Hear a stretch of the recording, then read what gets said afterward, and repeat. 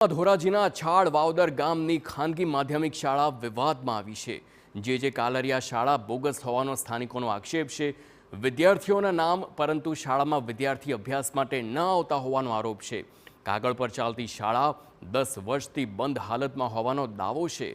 માધ્યમિક શાળા ખોટી રીતે ગ્રાન્ટ મેળવતી હોવાનો આરોપ છે। ગ્રાન્ટેડ માધ્યમિક શાળાના શિક્ષકો બેઠા બેઠા પગાર લઈ રહ્યા હોવાના આક્ષેપ છે। તો હાલ શાળાના ટ્રસ્ટીઓ તેમજ શિક્ષકો ભૂગર્ભમાં ચાલ્યા ગયા હોવાની પણ આશંકા છે।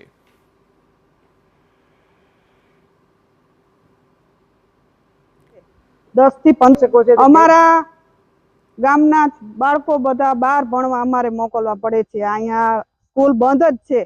10 થી 15 વર્ષથી આ બંધ હાલતમાં છે। તો હાલે શિક્ષકો એવું કહી રહ્યા છે કે આ સ્કૂલ ચાલુ છે અને માસ્ટર રોલે પૂરે છે અને હાજરી પત્રકે પૂરે છે અને વિદ્યાર્થીઓ ભણવા આવે। ના બધું। તો જિલ્લા શિક્ષણ અધિકારીની ટીમ ખાનગી માધ્યમિક શાળાની તપાસ કરી છે।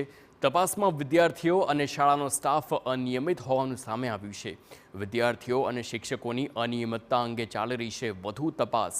વિદ્યાર્થીઓના મોબાઈલ નંબર અને સરનામાના આધારે તપાસ હાથ ધરવામાં આવી છે।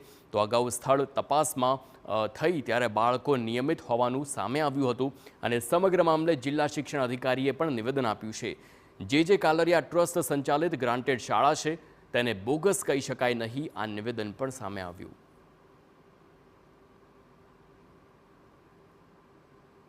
શું જવાબ આપવામાં આવ્યો? માહિતી કોઈ આપતો જવાબ જ નથી આપતો। મેં આરટીઆઈ કરી હતી। અંદાજે કેટલો સમય થયો આ સ્કૂલનો? મેં આરટીઆઈ કરી અને 3 વર્ષથી। આ કઈ સ્કૂલ છે દાદા? વલ્લભ કાલરિયાની સ્કૂલ કહેવાય પણ ઓલા મૂળજીભાઈ કાલરિયા એવું નામ છે। એમ જ નથી।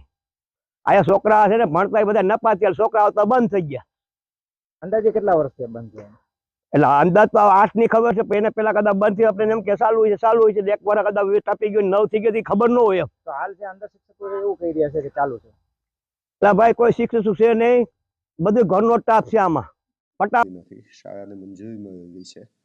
શાળા ટ્રસ્ટની છે અને ગ્રાન્ટેડ શાળા છે, એટલે નકલી શાળા કે ડમી શાળા તરીકે આપણે એને નહીં કહી શકીએ। 9મું અને 10મું એક વર્ગ ચાલે છે। વિદ્યાર્થીઓની બાબતે જે વિગતો છે સામે આવી છે પ્રાથમિક તપાસમાં, એ તપાસમાં વિદ્યાર્થીઓ અનિયમિત હોવાની વિગતો મારા ધ્યાને આવેલી છે। શાળાની અંદર એક આચાર્ય અને એક ક્લાર્ક એમ 2 જણનું મહેકમ અત્યારે હાલ કાર્યરત છે। પણ વિદ્યાર્થીઓની જે અનિયમિતતા છે એ પ્રાથમિક તપાસમાં જે બહાર આવ્યું છે એ પછી અમે એની ડિટેલ તપાસ કરી અને વિદ્યાર્થીઓ બાબતની ચકાસણી કરીશું। બાકી શાળાની માન્યતા અને માધ્યમિક શાળા છે, નોંધાય।